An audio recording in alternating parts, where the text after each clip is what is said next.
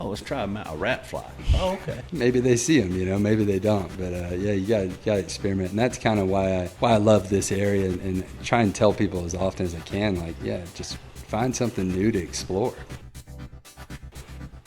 Saturday we're going. Why don't you, hop in a car with us? And there were so many people willing to like lessen their experience to better mine. I had an art professor in college who said the hardest part of painting is painting.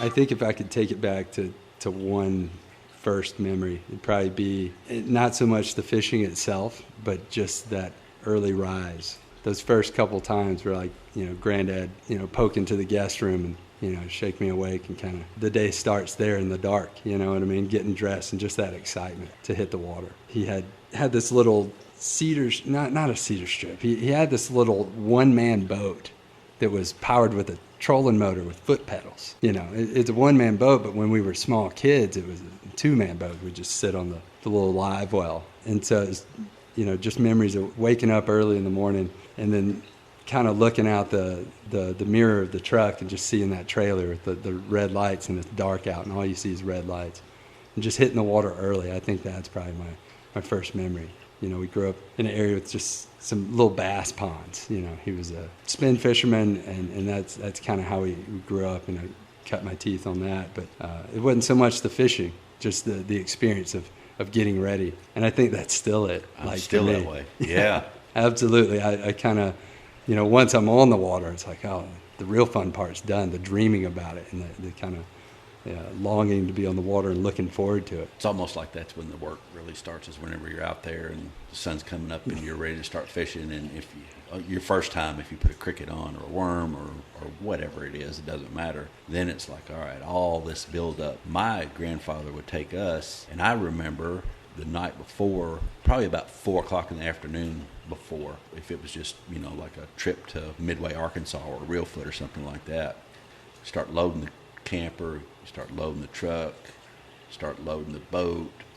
everything was kind of laid out, and he'd go get me this, it's back there in the shed, go get a life preserver for me and your grandma and you. And the anticipation just building. It built the whole time, yeah. And a couple of days before, he might say, come help me put the camper on the truck, because he had a truck that had a slide-in camper.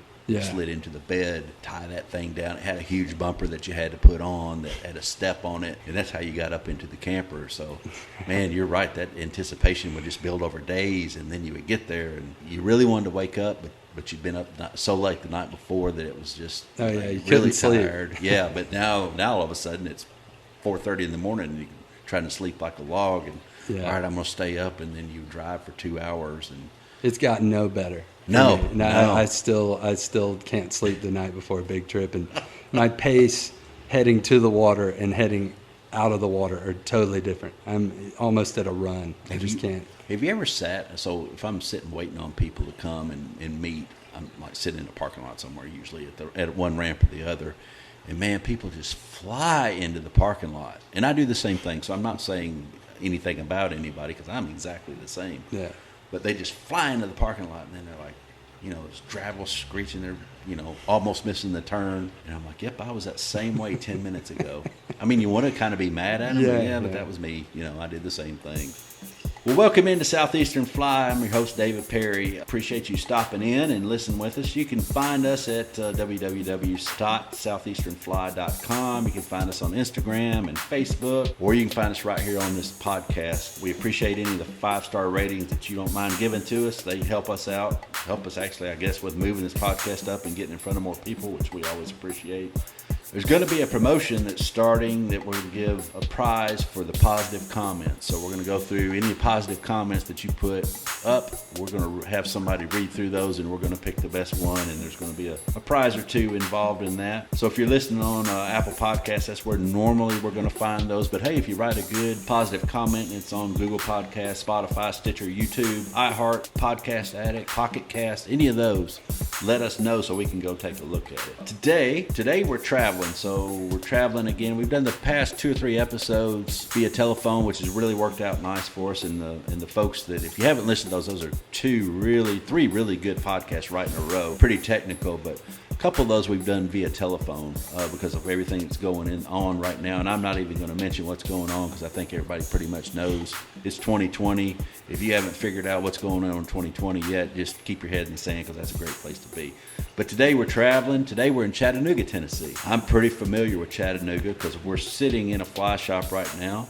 And that fly shop is just about a mile from where my daughter started preschool, just through the tunnels here on Brainard Road in Chattanooga. Our location is on Brainard Road in Chattanooga, Tennessee, and it's a new fly shop, relatively new, called the Hatch Outfitter. Our guest on this episode has written articles for American Angler, Tyer Magazine, Gray Sporting Journal. He's the digital manager for all those publications. He also owns the Hatch Fly Shop. He's got a long resume coming here.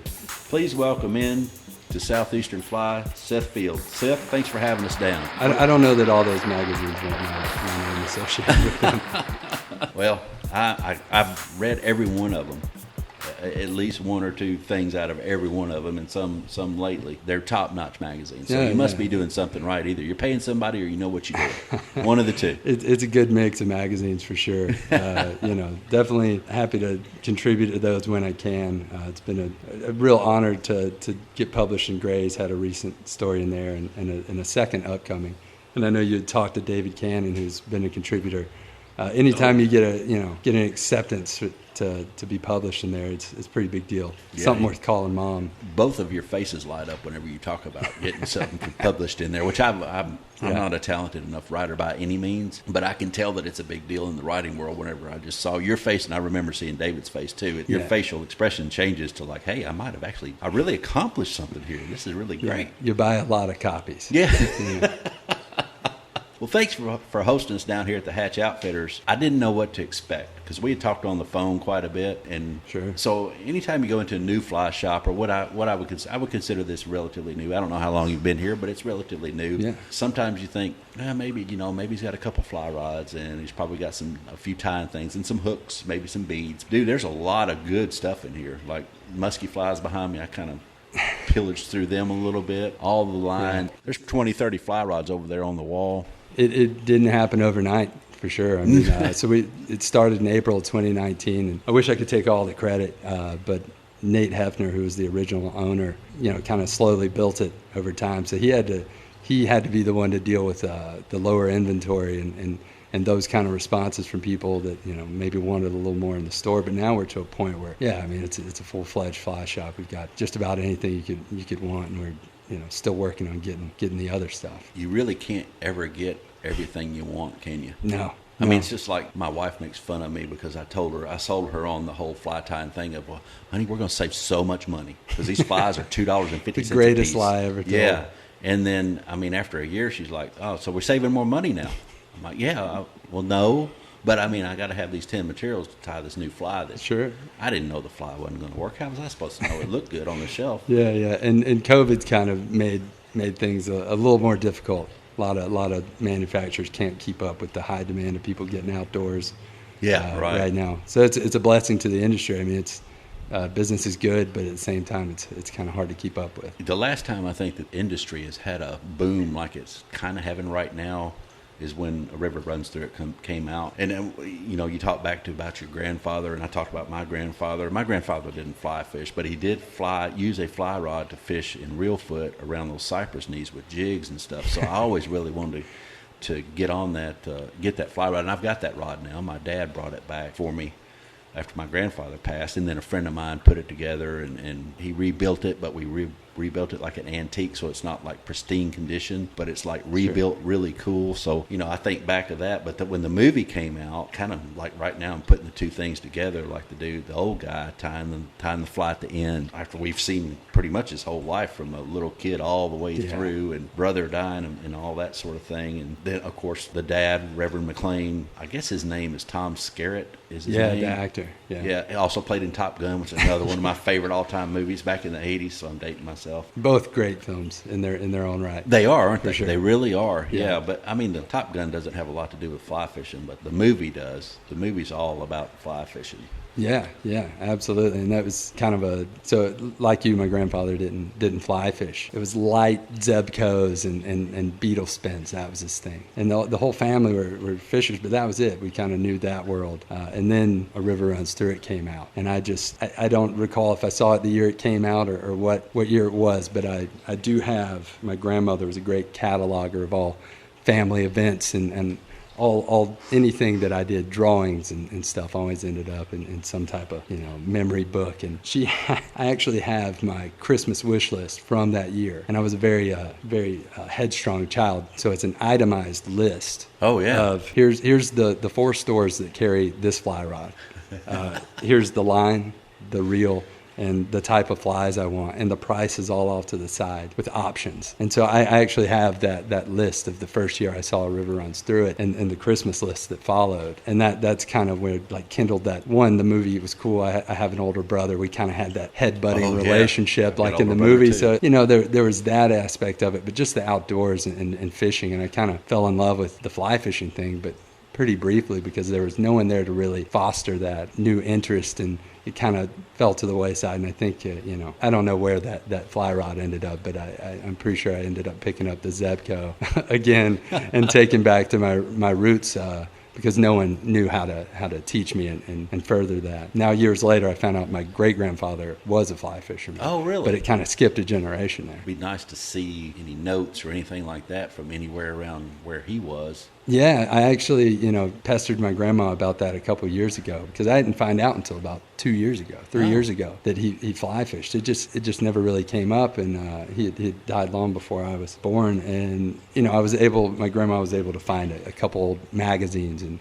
books with dog-eared pages and notes, handwritten notes, but I couldn't find any flies or tackle or anything like that. But I have some spools of thread and hooks and things like that mean a lot to me now. Right, Yeah. it's worth its weight in gold to you. Yeah. For sure. Yeah. So you kind of would run back to the movie a little bit, I guess, whenever you were trying to learn or that at first. That's Yeah. where it kind of fostered your interest. Well, for a while, I kind of lost sight of the movie and everything. As a kid, you get into sports and Yeah. other things. I wish I had some awesome history, but I am happy for that background that I did have, because adamant outdoorsman. My grandfather and father and brother. So we just always had that. It was like the tie that binded the family was kind of the outdoors, and still is to this day. Took my granddad recently on his 90th birthday.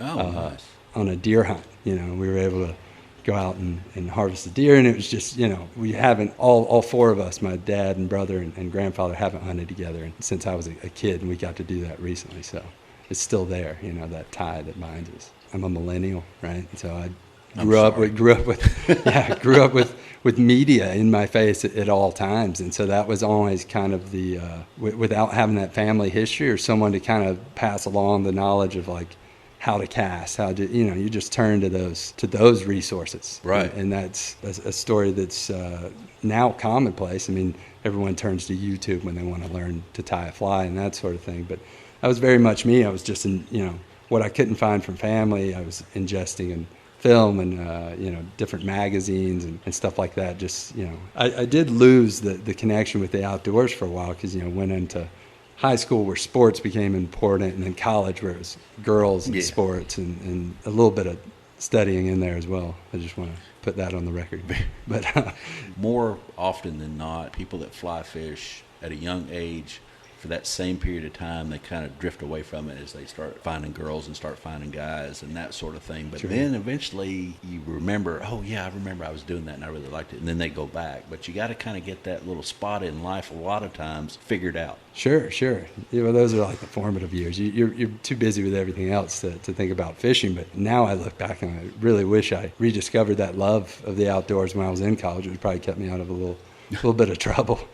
But yes. Yeah, I think it takes like something to spark it back, to bring it back in your life. And And for me, it was got married to my wife while we dated for many years before we were married, and her family had this cabin up in Michigan. I didn't really think much about it, like we're going up to the cabin. Then I got there, and it's just right on the banks of the Manominee River, which kind of splits Michigan's Upper Peninsula and northern Wisconsin, and just didn't realize that this cabin was on a river, and all of a sudden there it is. We had a boat and we had fishing poles and all of that, and so spin gear only. This is most of my father-in-law's gear and some family stuff that's just been up there at the cabin for years, and just went out on that river and started fishing with him just real casually. And I mean it didn't take long. It was kind of like a light bulb moment. You hook that first smallmouth, and why haven't I been doing this? Why did I leave this aside? And then it was pretty much slippery slope from there. I remember catching that fish, and it's kind of been a blur ever since. I've spent a lot of time in the lower peninsula of Michigan, very little bit of time in the UP, and I haven't spent any time at all in the western UP. So is that water up there Tannic? Is it clear? Yes. Tell me what it's like. Yeah, no, it's beautiful, kind of dark water. I maybe have a little soft spot for that because where I grew up in kind of the low country of South Carolina, it was just all Tannic water. Right. And so very similar then. That's interesting. Yeah. And so that was another thing. Like when I first stepped foot on that riverbank, I mean, I didn't expect Tannic water. I didn't expect anything. And there it was. And it was just like it all came flooding back. Like Tannic water, fishing pole in my hand, like it just kind of kicked everything into high gear. Yeah, I mean, it's a truly incredible fishery. I mean, again, just lucked into it. My wife's family had the cabin there. Several guides that guide pretty much full-time summers on that river for smallmouth. And, really big smallmouth, some pike mixed in, some muskie here and there. Mm-hmm. Just a really incredible river. It's actually one of those places that I'd go out with guides or maybe jump on a boat here or there or talk with people. And the response was always, don't name the river. Yeah, right. Don't talk about it. Don't tell people it's the Menominee. If you take photos or do anything, just say, in northern Wisconsin. Were you writing this time? I was. Okay. Yeah. Or just starting to write a little bit. And I always kind of, okay, you want to respect the law, the land, like don't name the river. And then in recent years, there's been a plan to build a big open pit mine almost exactly a mile upstream of our cabin. So I mean, it's really close to home. And now all of a sudden, there's people are like, okay, we need to save the Menominee. Right. And so all those guides are now coming out and kind of speaking highly about it. But Schultz Outfitters, Schulte, he does some like guest guided trips on that river. So he travels from the lower peninsula of Michigan all the way to the UP just to do trips on it. So I think that speaks pretty highly of it because he's already on good smallmouth water. And you have to remember that's the western side of the UP. Tim Landwehr of Tight Lines Fly Shop in Perry, Wisconsin. I mean, that's kind of their home water. So good outfits up there. So do you fish streamers up there or nymphs, or what do you use?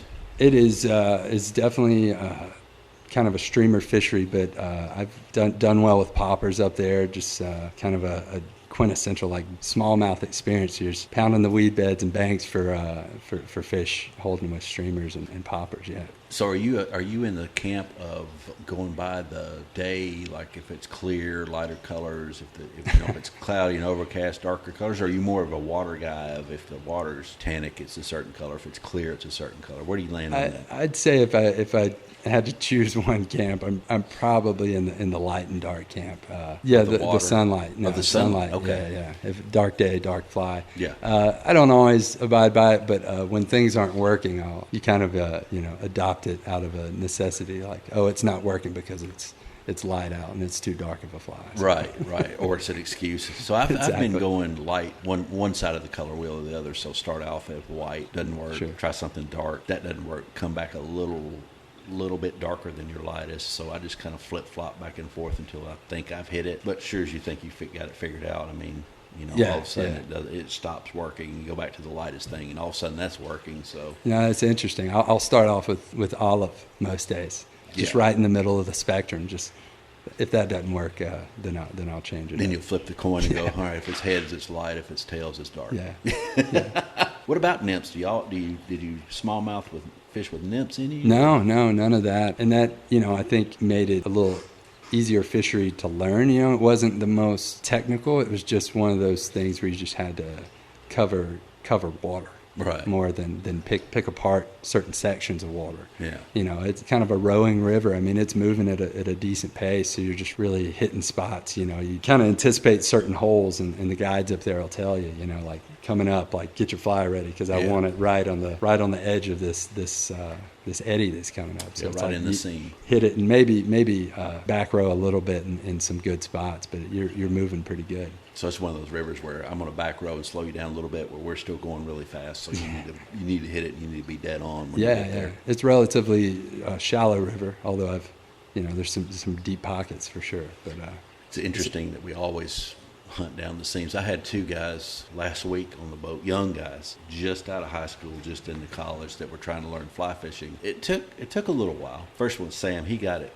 a little bit quicker, but both of them, about midway through, they kind of started looking at the water because they really wanted to learn. And Colin was the other one's name. And finally, I was like, we're trying to hit that seam where the water's like moving fast on one side, but not quite as fast on the other, or even coming backwards, out of an eddy or something. It's amazing that works pretty much everywhere I've ever been. Even in Louisiana, I mean, you're still trying to sometimes hit that seam, that soft water where it's rushing back into a little bit faster flowing water down there. It's not a ton faster, but it's a little faster. I mean, if you can hit that and get that fly in there, and hopefully there's a fish sitting there. I mean, if you're just kind of in between sight fishing for the big reds. So yeah, I mean, it does work. It's nice to have those that common denominator between fisheries. That it's a predatory thing, right? I mean, the fish are not wanting to expend as many calories, but looking for the food. So it's always just one of those spots you can find fish because they're sitting right on the edge. Yeah, that goes back to I'd rather the people bring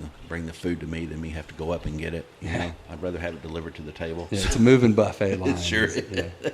In the UP on the Manominee, you've got Tannic water, but then you're from South Carolina, so you really kind of felt at home there. Were you able to bring anything back from up there and use it down in South Carolina? Well, admittedly, I don't get to fish back home all that much. All the little ponds I grew up fishing, they're under different families own them now and things like that, and it's changed. I like to get out on the coast when I can, do the redfish thing. Yeah. But no, but there are definitely things that I take from the UP, and especially here. I mean, the UP was really my first smallmouth experience. We just didn't have a lot of smallmouth back home. It was all largemouth, right, and brim, and just the fish fry type of fish. Yeah, but still fun. Yeah, no, absolutely. Yeah. But now, I mean, here, we're surrounded by tons of smallmouth water. Right. You definitely kind of carry some of those tactics from fishing up north to down here. It's a little different, but at the end of the day, the main thing is that just developed a love for smallmouth.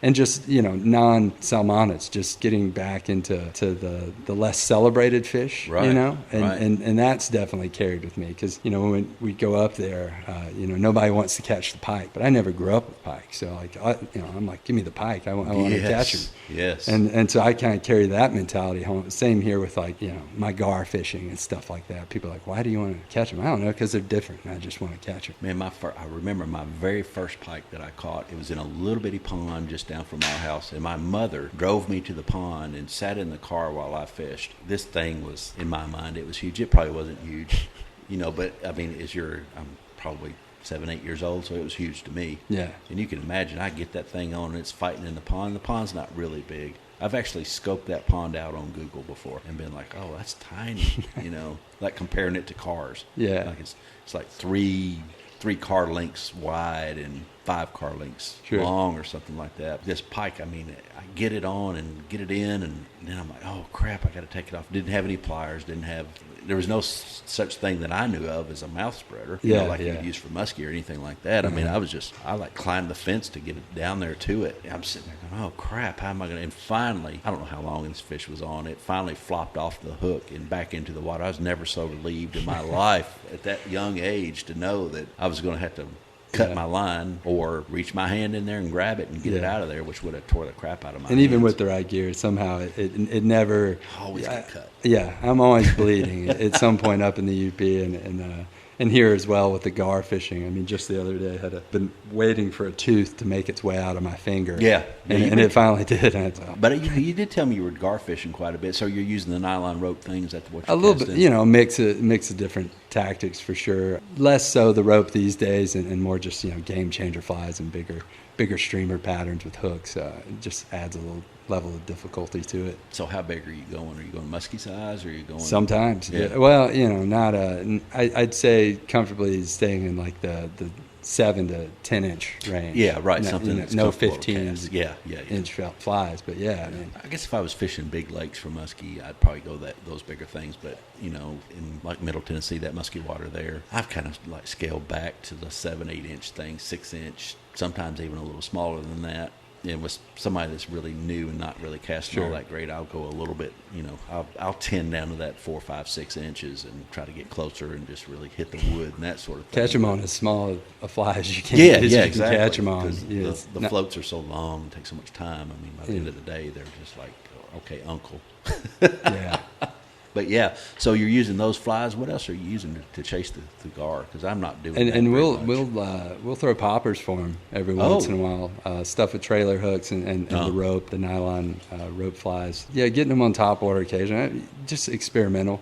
I've got a few. I wouldn't say they're mouse flies; they're rat flies. Just to see if they'll come up and hit a rat. Is that working for you? That one's been a little touch and go. I think Henry Cowan said it best. You got to find the patterns, as far as are they on the bank, are they doing this, are they doing that. But I think once you figure that out, then you can start throwing those flies at them and really see what works, and then put your mind into it of, okay, I got a pattern of what they're doing, when they might eat and how they might eat. Now let's try this, just like you're doing. Yeah. And let's try a rat fly. Oh, okay. Maybe they see them, maybe they don't. But you got to experiment, and that's kind of why I love this area, and try and tell people as often as I can, like, just find something new to explore, whether it's the backcountry smallmouth or the gar. I mean, I've enjoyed it just because it's a fishery to dissect, and I've got it all to myself. Right.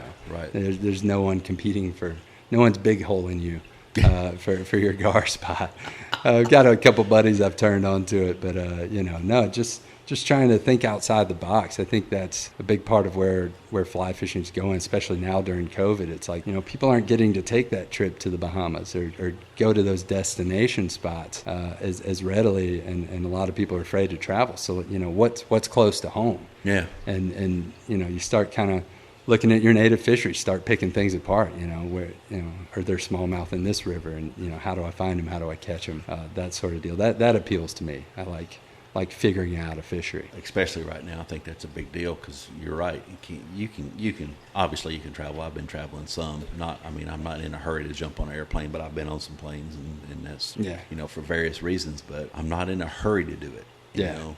So if I could stay a little closer, I probably would, unless it was just something I really needed to do or had planned for a long time. Recently, we were in California because we had this planned for a year. So we went. I was taking some extra precautions, and I see people that are, I ask, are you going down to the Bahamas this year? You think you can get down there? And they're like, no, but we're going to Texas, and we're going to do the bass thing. Sure, exactly. Or we're going to Michigan. I need to know a guide up there. And okay, well, I can give you one up in, Traverse City, and then down on the Muskegon, and there's still some of that. And I've had people that have called and said, hey, I can't come. I'm not flying into Nashville. I'm not flying at all for whatever reason. Maybe it's age. Maybe it's, maybe a health condition where they're just not ready to get on a plane or not ready to travel. And, they're looking a little closer to home, and we've got the same thing here. Yeah, so it's unfortunate what it's done to the industry, to a lot of guides and lodges. And I had a ton of travel plans that just went to the wayside. Stuff we were doing for magazines and trips that just never came to be, and lodges that some just shut down for the year. They had that ability, but the family-owned lodges is kind of where I put my sympathies. So we're going to try and do some hosted trips this year. Maybe take some people down to the Bahamas to some local-owned stuff, because they're opened up. There's a few more travel hookups involved in getting there, but it's worth it. It's a different. You just have to plan differently. Yeah. You can still do it. Some people can't for underlying conditions and that sort of thing. But if you're not in that boat and you really want to travel, you can travel. It's just different. It's a lot. Sure. But the airports aren't as crowded. That's for sure. No, planes aren't either. And going to host a little trip down to Louisiana this year. And I was going to tell the people, like, you can fly if you want to. I'll pick you up at the airport, or you can just hop in the car. 7-8 hour drive. Let's go. It's a little more approachable. Yeah, I think our drive from Middle Tennessee down to Woodland is probably 9-ish, about 8 or 9 hours, depending on how many times you stop and Yeah. and that sort of thing. But you're going all the way down past, down the Mississippi. Yeah, right? yeah. We're going past New Orleans, down south of New Orleans on the Mississippi, on the west side of the river, and then depending on what time of year you go, you might just go on down another 30 minutes or so and be able to put in there. What you might go over and to the east for an hour and put in there. Just depends on where the wind, what the water looks like, and that sort of thing. You got to play it by ear. You got to be willing to do certain things to get certain results. Yeah, I will drive ridiculous distances for certain fish. Tarpon especially. Our first time, I can't even talk about tarpon because I haven't caught one yet, and I've been on boats. But anyway, our first time down to Louisiana, we drove an hour, and then we got in the boat and went out to Chandelier Islands in a skiff, if you can imagine that. Went about another hour and 10, 15 minutes out there. I'll do some pretty ridiculous stuff to get what I'm looking for, and it was a super productive day too, so it was well worth it. And I've always wanted to fish there, but it's part of that excitement of just a trip. Yeah, driving down. If it wasn't for gas, I'd never stop for a tarpon trip. I mean, I'm just so jazzed to get out there.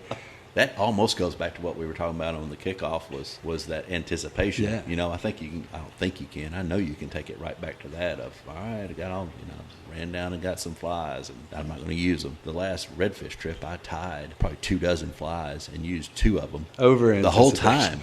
The whole time I ended up leaving them with my buddy. I was like, here, I'm not going to use them, and when I come back, I'll just tie some more. He's like, you going to give all these flies? He said, these are really working. I'm like, yeah, use them. He's like, man, you're crazy. I'm like, yep, I am. We all are a little bit. And I mean, and you end up making these friendships and relationships too with folks, just like Dietz he's a good guy. You end up making these friendships, and you end up traveling, and you end up getting to know each other. And people ask me about my jobs that I've had with the magazines and the traveling and all that. Like, what's the best place you've ever been? It's so much harder to say that, but like my favorite people. That's a little easier to dissect because there's just so many great people in this industry, lodge owners, and that's kind of been, in a way, like the best part of working in fly fishing is just incredible people. People that were like once heroes of mine and stuff, and then you like meet them, and then I invite you to go fishing. I can't believe I'm fishing. It's been really cool getting to get to know certain people, and sure there's a little overlap with David Cannon and I. Lived 45 minutes apart from each other. Same fly shops we kind of hung out in, like Jimmy Harris's place, Unicoi. I love that place. Yeah. Incredible. That was like my first real fly shop experience. In Jimmy? Yeah, really? At Unicoi. And I actually had met Jimmy on the river. I was just some young kid, didn't know where I was going on the Chattanooga. He kind of stopped me like, hey, you don't want to walk on that trail. Like, it leads to nothing. You're going to be bushwhacking, to find the river. So he's like that sage man that like, come this way. Yeah. Young whippersnapper. Right. Come learn a thing or two. Him and Jeff Derniak kind of pointed us in the right direction. That name's come up before too. Yeah. It's one of those. He's one of those guys who's inseparable from the fly fishing scene in Georgia. He's just one of those names. He's a super charitable guy, always willing to give advice and that sort of thing. That brings back going in Cumberland Transit many years ago now. Started guiding and trying to get a business off the ground, and trying to figure out, what do I cook for lunch and all that. And then as time went on, 6-8 months, I started getting some clients come back, which was really a big deal. And then it led into the next year. And that next year I walked in Cumberland Transit, which is a fly shop up in Nashville. And they have a lot of different outdoors things. But Leo DeMumbrian was working there, and I went in, it was like on a Thursday or something like that. I was off and just went in and just was going to pick up some stuff. And people were in there, and he kept kind of, motion, just like kind of hang on a minute, So I hung around and probably picked up more stuff than, again, fly tying stuff that I really probably didn't need. After everybody left, he said, come out, I need to talk to you. And he said, and I'll never forget this, he's the very first person that really came out and said this. He said, I've been talking to Ronnie Grumpy, he still is the manager of the fly shop, I guess. And he said, I've been talking to Ronnie. He said, and we're going to take a chance on you. I didn't know exactly what that meant. He said, we're going to take a chance on you, and we're going to start sending you business. And I mean, it completely blew me away. Yeah. And just those people, just like Jimmy saying, don't go down that trail. Somebody to take you and say, hey, come this way. Yeah. And I try to remember that. I try to pay that back. Yeah, you have to. Yeah. You have to, like, keep the torch going. Yeah, you and know? sometimes I'm good at it, and sometimes I'm not all that good at it.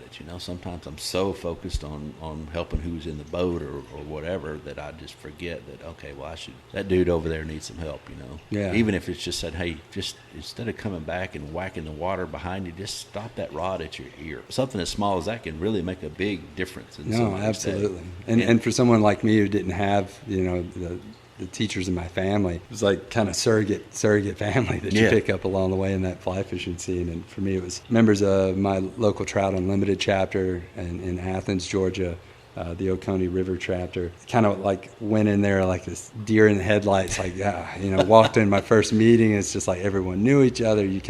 But they just started coming out of the woodwork, just willing to help. And I think it was like my second visit to one of the TU meetings that I like won a rod and a raffle. Oh, nice. Like a TFO rod, and I still have and fish that rod to this day. Kind of sentimental, but aside from just the gear, it was just the knowledge. People willing to come forward and like, well, have you ever fished this? Well, Saturday we're going. Why don't you hop in a car with us? And there were so many people willing to like lessen their experience to better mine. And that's kind of been the story, not only just in general fly fishing, but in magazines and just anything to do with this industry. There's just those people that are willing to kind of recognize someone who's maybe up and coming and take the time to pass that torch a little bit. It seems like I try to pass what was passed to me too, like especially early on, some little piece of knowledge, get that fly in front of the fish's face. Yeah. So, you might be fishing dry flies when you see that fish, quote unquote, rise, when really it's just something eating a fish eating an emerger. Somebody stopping me and going, you're not going to catch that on a dry. Yeah. Well, he's rising. Well, no, not really. He's not really rising. You're seeing his back come up out of the water. You're not seeing his mouth come out of the water, and there's something very different there. Cut the dry off and put this midge that's going to float in the film. And you'll see that'll be a big difference there. Those things that I was taught early on, I think I passed those little bits of knowledge. Not that I have a ton of knowledge, but those types of things, I try to pass those on more than probably anything. Presentation's a big thing with me, and I'd say it probably in every podcast. If you listen to any of them, you've heard me talk about it. I was taken aside by my buddy Pat up in Knoxville, and he was like, presentation, you got to do this, you got to do that. You got to mend this way, you got to mend that way, or you don't need to mend at all. Quit laying a bunch of line on the water, David. Those sorts of things that people just, they tell you at the time that they tell you, you really don't understand it until you look back. Yeah. When you look back, then you realize how critical it really was. Well, the technical information's, the hardest to come by. Yeah, it is. Buddy, another TU friend, Danny Jackson, a young guy, my age, but he had that long, kind of storied family history, right. Kind of fishing. So he was just really technical fisher, kind of. I was just at the time going out there slinging, thingamabobbers around and just, kind of had the basics down. But just one of those people that just kind of, he's very technical, and he just helped impart that knowledge, just, working with mending and just, just fishing from the ground up. A lot of people in that Trout Unlimited group that were to blame. I'll say to blame. It is a blame, yes. Yes. You could have they let just me dug go the and trench a little deeper. Come and went, and you'd have never known the difference, but all of a sudden you told me all this stuff, and now here I am, 20 fly rods in the garage and a boat. Yeah. I couldn't tell you how many flies and reels and rods and Sure. And two cabinets full of fly tying crap with a big old table. Hope my wife doesn't listen to this. And for me, it's 10 years later. You own a fly shop. Own a fly shop, right? Yeah, you got a whole lot more than 20 rods. Yeah, exactly. Absolutely, yeah. But it's all been worth it, and just it wouldn't have happened without the people along the way that kind of stepped up and found someone with questions and had the time and the patience to answer them. And then a lot of YouTube videos. So when you do your YouTube thing, how do you search? Do you just stick something in and start from there, and then next thing you know, it's 4 hours later? Well, I think it starts with general inquiry, right? You turn online like how to mend or whatever it is, and you come across a video or how to tie this fly, and then you discover like Tim Flagler's videos, and then you just become a diehard fan. Yes. And just every video, you always taking that stuff in. And there's just been certain people like that, Tim Flagler, and certain writers that gear rock and play, things like you just take it all in as much as you can once you become a fan. And those are kind of the people that indirectly helped me along the way. And Leo and Grumpy were the ones at Cumberland Transit got me into Scott Waldy and Traverse Corners series. There's 3 books, it's a trilogy, set in Montana, little town in Montana. And there's a guide out there. He's a family guy that his great-great-grandfather owned a ranch, went out into the west and got a bunch of land and then passed it down, and all of a sudden he's kind of at the end of the line there. Still on part of the ranch, but a very small part because it had got sold off by his father and grandfather. So he's living now in the carriage house, and he builds wooden boats. He's a slow builder. It's a little town in Montana. It's got the quintessential diner, and he knows the guy that owns the diner, and he's friends with the guy that owns the diner's niece, I think, or daughter, one of the two, and just drives a little old Jeep Willys, and he's got wooden boats. He's building boats for people. He's got his own boat. He's got a dog, and I mean, it's just so those types of things. That's what I'm talking about. You kind of get very similar to getting into those books. That whenever I was done with them, I was like, oh, I hate this is over. Because Scott Waldy passed, of course, and there won't be another. It's always going to be a trilogy, but I mean, you can do the same thing in YouTube and get in there and just get hung on that one person. That it doesn't have to be the best production in the world, but the information has to grab you. Sure. And man, when it does, you just, like I said, you look.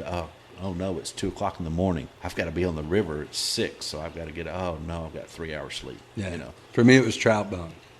Gear Rock Trout Bone. I mean, I don't know how many times I've read it, but I had always had aspirations of being a journalist and kind of went a different route. So I think it was reading that it like came back around. That I was like, man, he paints that Western fly fisher lifestyle in such a way that it makes it so entertaining. And I have a very different experience from him. Don't get me wrong, I'm not saying I'm the next gear rock or anything like that, but I just love his writing and kind of modeled some things after him. I started reading his books, and I couldn't tell you when. It's in the past 15 years or so. And my favorite essay is Camp Coffee. I don't know why I like that one so much, but I just do. Like, I could pick it up now and read it again just like it was the first time. But reading his stuff, I was like, I think this would be great to be a writer. He's writing and he's out going all these different places. And then I quickly figured out, okay, David, you don't have the talent for that. But still, again, another person that you get into reading or listening to or watching or whatever, and I can sit and read those books for a long period of time. Yeah. It's not just I'm going to read 2 pages. I'm going to read 5 pages, and next thing I know, it's a chapter. Yeah, you get dug in. Totally get that. It's just it's a different type of delivery is the information, but one is more visual and the other is more reading and trying to take it in. All of them can teach you something. You can learn something from just about any of that, which is another piece of this that's really cool because you never learn it all. There's some really great anglers out there that I've talked to, and the ones that are really, really good, they realize that, all right, there's a ton of stuff that I don't even know. And anyone who claims otherwise. You want to run from those folks. Absolutely. I think I could sit in this fly shop and just talk for another hour, 2 hours, and then I would probably have to go somewhere and get a motel and drive home tomorrow morning. Yeah, and it's the space too. Try and create a cool space. The beer bar, all that. You can have a beer and just hang out here. Yeah, which we've done. We've had a beer, and then you've got the dog sign over here too, which I really appreciated. And then when I first got here, the guy was in here with the dog. Yeah, and I was like, okay, this is a cool place. He's got the 2 dog bowls here. As long as your dog is somewhat behaved, I think that you're cool with that. The sign said moderately behaved. Moderately behaved, right. We get a lot of that. Yeah, which, a fly shop, you should be able to bring a dog in a fly shop. I don't know if I'm ready. One of my dogs I could bring in here. The other one I would not bring in here. Small children as well. Yeah, I've got a 3-year-old who's already knocked over at least a couple $1,000 worth of rods, which is why we installed the bungee across the rods to keep them up. But so it is a cool space. I mean, it's enjoyable. You got some good paintings and that sort of thing. The shop is like an extension of me in a way because, I actually, when I mentioned earlier that I thought about a career in journalism, I went and made an even worse decision and went into art. And so I ended up in studio art doing a lot of painting and ended up with a degree in graphic design. But studio art was my thing. And so the minute I saw this, big exposed brick wall, I was like, oh, we should have art in here. Yep. And then the idea came, well, let's have like, circulating artists, local or national, just get a different artist in here every couple months. So we're happy to, right now, I have Matt Monahan's stuff up, really cool kind of Japanese printmaking style using real fish. Yeah, I've noticed that. Really unique stuff, and got some other artists lined up after him. So there's the art aspect that's a part of me, and then the beer aspect, which is definitely a part of me. Former bartender. Yeah, former bartender through college and manager of a beer department of a liquor store. Yeah, so it's just all these things kind of coming together. I think it's an extension of me. Yeah. So if you like the shop, I think we can get along. Yeah. I don't. I've got a friend that's an artist, Dan Charlie. He does watercolors. I told him one time, I was like, Dan, I think I could paint, knowing that I couldn't. I said, I think if I was able to find the time, which I don't have, but if I was able to find the time, I said, I think that, you teach me a thing or two, I think I could paint fish and stuff. And he was, you probably can, although he's probably in his inside voice, he was probably thinking, you have no talent, David.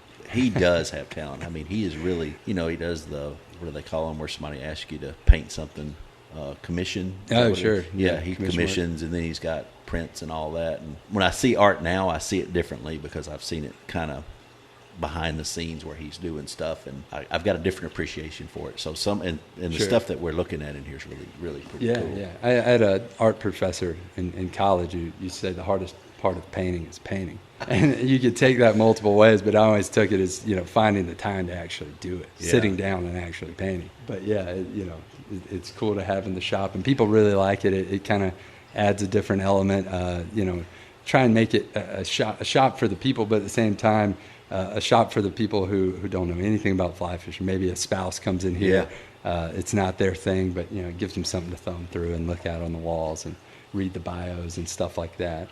So just, trying to create a cool space all around, whether you want a beer, want some art, shop, whatever. What do you think the biggest thing about owning a fly shop is, that it seems to be the toughest thing? I've walked into shops where you have that kind of like locals only vibe, kind of you feel like there's a hierarchy and you're not part of it, right. that maybe that, it's a little snobby. I wanted to have the least stuffy shop I possibly could. So, we put on good music and we just kind of create an atmosphere. Yeah. Just that, it's a little welcoming. You had the Dad on there, and Bob Marley was on. Yeah. A lot of Dad happens. Yeah. Just, I don't know, just trying not to have a stuffy shop. Creating an atmosphere. One that people can hang out. And this year's been a little weird because we can't have our tying events, and we're still trying to navigate events and how all that works now, COVID times, because you have to, so many more rules and things like that, and we don't want to put people in danger. But just atmosphere. I think that hierarchy, I don't even really think it's a local thing. I think it's you're either in a clique, sure, or you're not, and it doesn't really matter as much if you're local or not. Even out west, there's some of that goes on. Fortunately, there's not a ton of that in the South. Pretty much, most people are pretty cool. Most of the shops are pretty cool.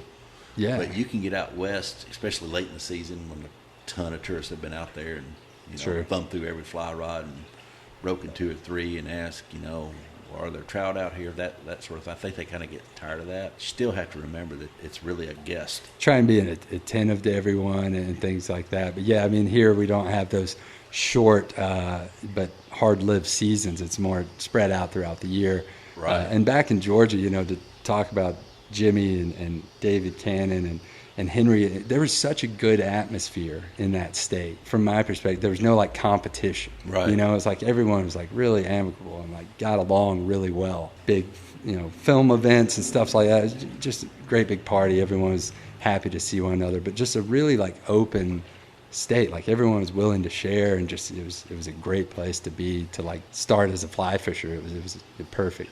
I felt that with each interview I've done down there. Yeah. Most relaxing 15 minutes I had was sitting on Jimmy's porch in the rocking chair right by the road. The sun was shining down there, and I was just sitting there rocking. And everybody that came in and out said hello. Yeah. And I said hello to them. Yeah. And just super relaxed atmosphere. And then when Jimmy and David got there, it was just like, hey, like I've almost known them. Yeah, For a long, long time. And that was really, other than talking on the phone and through the social media thing, not really have ever met them in person. But as soon as we met, it was like game on. Let's get to talking. Let's get down and figure this figure this thing out. I think there's a race on Brainard Road. Yeah, and we have a hospital down the road, so it does get a little noisy from time to time. But no, and I had met Jimmy long before I'd met David. And I think Jimmy could kind of tell, like, oh, here's this young guy. He's, like, super hungry. Yep. I was always in there just, trying to get information and then just talk, And I think he maybe had recognized that, like, this kid's not going away kind of deal. And he was like, you know what, you remind me a little bit of this other guy I should introduce you to. His name's David Cannon. You have similar interests in magazines and stuff like that. And I had no clue David had worked for Graves and things like that. And so... we just now it's kind of interesting because we did meet many years later, but we had similar friends and things like that, and even similar resume lines. Yeah, very similar. Yeah, but we've traveled together a little bit.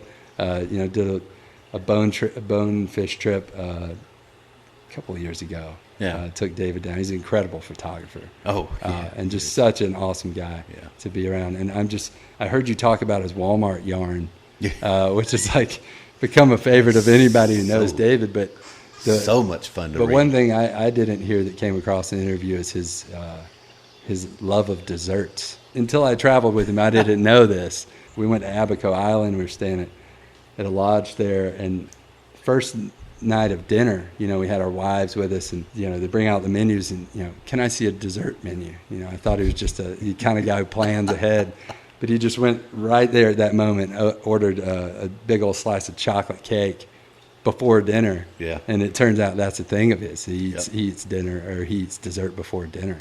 I've got a friend that says life's short, eat dessert first, and if you think about it, is a great metaphor. Yeah, for everything. Sure. Get the fun stuff in there. Get the good stuff in there. Make sure you get it. Yeah, I think that's David's mantra. Yeah. And sorry to go off topic, but it's a funny thing about him. What a good conversation. Sure. Which is all part of it. I do appreciate you hosting us here at the Hatch Outfitters, and you can find the Hatch Outfitters at thehatchoutfitters.com. Right on Brainard Road, close to the Brainard Tunnels. If you've enjoyed this episode, we really would appreciate that 5-star rating wherever you're listening to this episode of Southeastern Fly. Again, Seth, really appreciate it. Thank you for having us. Thanks for having me on.